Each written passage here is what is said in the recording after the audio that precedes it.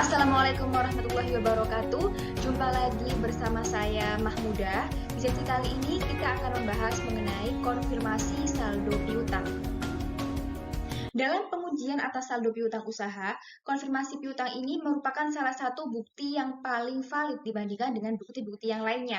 Karena di dalam konfirmasi ini melibatkan pihak ketiga atau yang kita sebut biasanya sebagai akuntan publik untuk mengecek kebenaran atas transaksi pencatatan dari pencatatan perusahaan dengan pencatatan yang ada di catatan debitur. Biasanya kan kalau debitur juga ada pencatatannya sendiri ya terkait dengan utangnya mereka ke sebuah perusahaan, dan nanti itu harus benar-benar disamakan. Dan untuk pihak yang mengecek kebenaran tersebut antara dua pencatatan ini adalah akuntan publik. Jadi konfirmasi saldo piutang ini adalah konfirmasi yang dapat dikatakan jenis bukti yang paling dapat diandalkan dibandingkan dengan bukti-bukti yang lainnya. Karena di dalam pengujian atas saldo piutang ini nanti harus benar-benar diseleksi apakah jumlah piutang tersebut, jumlah saldo tersebut itu benar-benar ada, apakah tepat sesuai dengan catatan perusahaan dengan catatan debitur, dan juga untuk memenuhi fungsi pisah batas yang benar. Karena kan setiap periode perusahaan itu pasti akan melakukan pencatatan setiap akhir periodenya ya. Jadi untuk periode yang saat ini piutang yang terjadi itu apa saja, harus benar-benar terjadi perpisahan yang jelas antara piutang yang terjadi dengan periode selanjutnya. Seperti itu. Jadi surat konfirmasi saldo piutang adalah surat pernyataan yang berasal dari perusahaan, jadi dibuat oleh perusahaan kepada debitur untuk memberitahukan secara langsung kepada akuntan publik pihak ketiganya mengenai ikhtisar keuangannya, mengenai benar atau tidaknya saldo piutang pada tanggal tertentu seperti yang disebutkan dalam surat tersebut. Jadi surat konfirmasi saldo piutang ini nanti dibuat oleh perusahaan dan akan diberikan kepada akuntan publik, dan dari akuntan publik ini akan meminta balasan dari debitur apakah surat konfirmasi saldo piutang pencatatan yang ada di dalam data tersebut itu benar atau tidak, seperti itu. Dan nanti di sini akan diadakan pengujian saldo piutang oleh akuntan publik. Jenis surat konfirmasi saldo piutang itu dibedakan menjadi dua berdasarkan jenis transaksinya dan juga berdasarkan sifat suratnya. Berdasarkan jenis transaksinya, ini dipisah lagi menjadi tiga, yaitu konfirmasi piutang akhir bulan, konfirmasi satuan piutang, dan juga konfirmasi faktur yang belum terbayar. Sedangkan untuk berdasarkan sifat suratnya itu dibagi menjadi dua, yaitu konfirmasi positif dan juga konfirmasi negatif.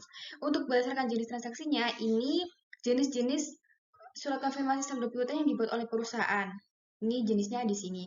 Kalau konfirmasi positif dan konfirmasi negatif ini dari sudut pandang surat yang dibuat oleh akuntan publik ketika meminta balasan kepada debitur.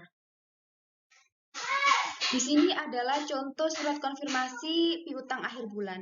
Jadi surat konfirmasi piutang akhir bulan ini hanya menginformasikan saldo akhir bulan tertentu saja.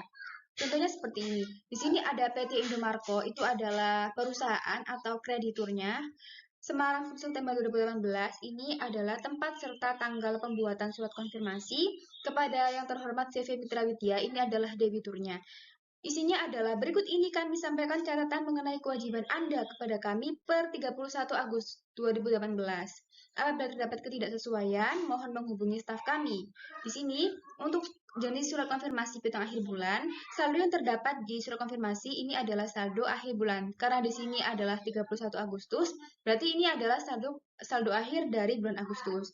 Tetapi untuk tanggalnya, di sini yang aktif adalah 1 Septembernya, karena ini dibuat tanggal 1 September. Contoh untuk jenis konfirmasi satuan piutang.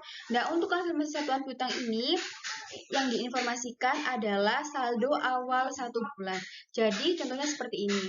Bisa dilihat ini untuk isinya sama. Di sini ada nama perusahaan, tanggal pembuatan, nama debitur. Berikut ini kami sampaikan juga sama isinya. Cuman yang membedakan adalah data dari piutangnya. Kalau untuk konfirmasi satuan piutang, data yang dicantumkan adalah saldo awal 1 bulan. Dan sumbernya ini berasal dari kartu piutang. Kartu piutang debiturnya tersebut. Di sini berarti kartu piutangnya CV Mitra Widya. Dari tanggal 1 Agustus sampai dengan tanggal 30 Agustus semuanya dicantumkan di sini.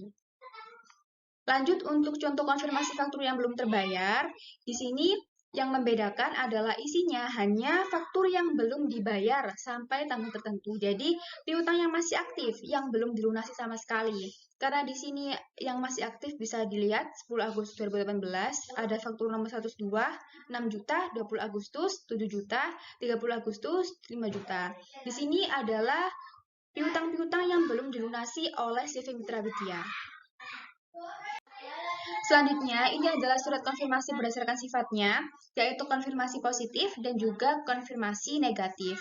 Untuk konfirmasi positif ini adalah surat konfirmasi yang dikirim oleh akuntan publik ya kepada debiturnya untuk meminta balasan. Jadi kalau konfirmasi positif ini komunikasi dengan debitur untuk mengkonfirmasi apakah saldo yang diminta pihak penerima itu sudah benar. Jadi nanti debitur dimintai balasannya gitu. Nah, untuk contoh dari bentuk konfirmasi positif, di sini ada PT Permata Hijau, ini adalah nama perusahaannya. Kepada yang terhormat Direktur Keuangan, ini adalah nama debiturnya. Isinya adalah, konfirmasi ini kami kirim untuk kepentingan auditor independen kami, bukan untuk menagih piutang kami. Menurut catatan kami, saldo piutang kami ke PT Antariksa per 31 Desember 2007 adalah 300 juta rupiah. Mohon konfirmasi atas kebenaran saldo tersebut. Jawaban mohon dikirim langsung ke alamat auditor independen kami. Nah, di sini mohon konfirmasi atas kebenaran saldo tersebut. Nah, di sini kalau konfirmasi positif, maka debiturnya itu harus mengirim balasan baik jika setuju ataupun tidak setuju atas saldo dalam surat konfirmasi positif ini. Nah, untuk ciri-ciri debitur yang berhak untuk dikirimi konfirmasi positif itu adalah yang pertama, ketika tidak ada kepastian atau terjadi ketidakberesan atau sistem pengendalian internnya yang lemah. Jadi di situ harus ada benar-benar konfirmasi dari pihak debiturnya juga. Apakah piutang tersebut benar-benar sesuai dengan catatannya? Benar-benar terjadi atau benar-benar ada. Lalu yang kedua, syaratnya itu adalah debiturnya ini perusahaan, bukan orang pribadi. Karena kan kalau perusahaan, transaksi yang terjadi itu pasti banyak. Tidak hanya sedikit, jumlah transaksinya juga banyak, jumlah piutangnya juga banyak. Jadi nanti perlu dibuatkan balasan baik jika setuju ataupun tidak. Dan juga jika jumlah saldo debiturnya itu sangat besar. Sehingga kalau sangat besar itu perlu diperinci. Kira-kira yang ini nanti dari tanggal sekian sampai tanggal sekian itu seperti ini dan nanti yang di saldo akhir benar-benar ketemu 300 juta ataupun tidak. Jadi debiturnya nanti harus mengirim balasan baik jika setuju ataupun jika tidak. Selanjutnya, ini adalah contoh dari surat konfirmasi negatif. Nah, surat konfirmasi negatif itu adalah komunikasi dengan debitur, tetapi hanya meminta respon jika debitur tidak setuju dengan jumlah yang dinyatakan. Gitu. Jadi perbedaannya ke surat konfirmasi negatif ini sebenarnya sama saja, cuma di sini yang terakhir ini, jika saldo tersebut tidak sesuai, mohon penjelasan. Penjelasan mohon dikirim ke alamat auditor independen kami dengan menggunakan amplop jawaban yang telah kami sediakan. Jadi untuk ciri-ciri debitur yang berhak untuk dikirim surat konfirmasi negatif ini, apabila syaratnya itu yang pertama, hasil penilaian sistem independen itu sudah sangat baik, sudah benar-benar sesuai. Lalu yang kedua, jika debiturnya itu adalah orang pribadi. Ketika debiturnya orang pribadi, biasanya transaksi terjadi itu tidak terlalu banyak, sehingga bisa dibuktikan keakuratannya gitu loh. Bisa diminimalisir terjadinya kesalahan data antara pencatatan debitur dengan pencatatan perusahaan.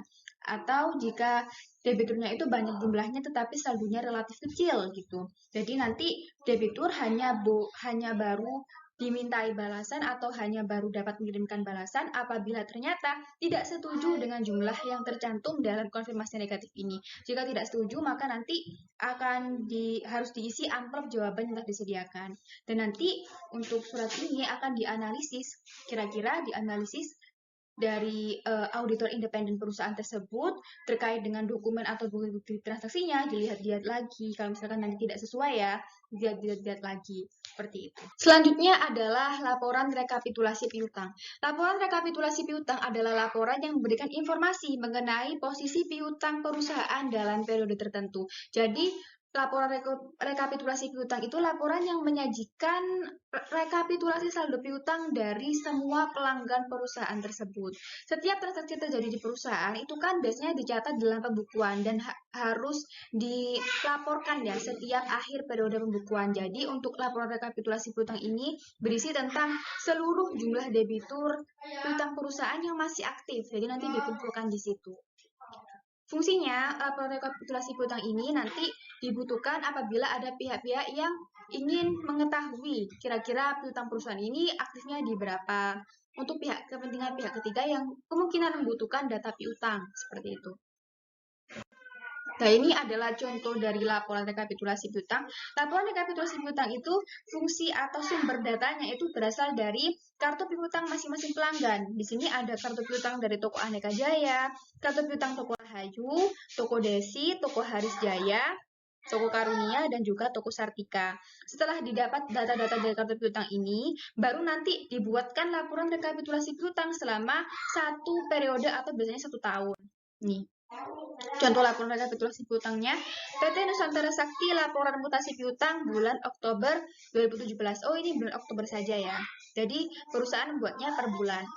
Di sini ada diurutkan dari kode debiturnya di 01 sampai di 06, nama debiturnya siapa, saldo 1 Oktobernya diisi di sini. Mutasi debit ini adalah jumlah dari mutasi debit yang terjadi pada bulan Oktober 2017. Nanti di jumlah berapa, di situ totalnya, mutasi kreditnya berapa, dan di sini saldo 31 Oktobernya juga berapa. Di sini bisa dilihat kalau Toko Desi, mutasi debit dan kreditnya ini kosong. Nah, kalau kosong berarti pada bulan Oktober 2017 tidak ada transaksi piutang yang terjadi ataupun tidak ada transaksi pelunasan, retur maupun penghapusan. Jadi nanti saldo 1 Oktober dengan saldo 31 Oktober ini sama. Nah, di sini kalau sudah selesai, sudah sesuai dengan data dari mutasi piutang, nanti di total akhirnya. Jadi saldo 1 Oktober 2017, saldo awalnya 63.800.000 totalnya, mutasi debit 56 juta, mutasi kredit totalnya 59.060.000, dan saldo 31 Oktober 2017 60.750.000. Oke, sudah selesai. Sudah sampai di sini materi tentang konfirmasi saldo piutang. Apabila dari kalian masih ada yang ditanyakan atau masih ada yang dibingungkan, silakan langsung drop komentar di Google Classroom, nanti disediakan tempatnya dan akan dibahas baik secara saat itu ataupun saat turing pada pertemuan selanjutnya. Semoga bermanfaat untuk materi hari ini dan semoga dapat kalian cerna dengan baik. Jangan lupa untuk dipelajari lagi nanti ketika di rumah dan dikerjakan studi kasusnya dengan sungguh-sungguh. Terima kasih, tetap semangat. Wassalamualaikum warahmatullahi wabarakatuh.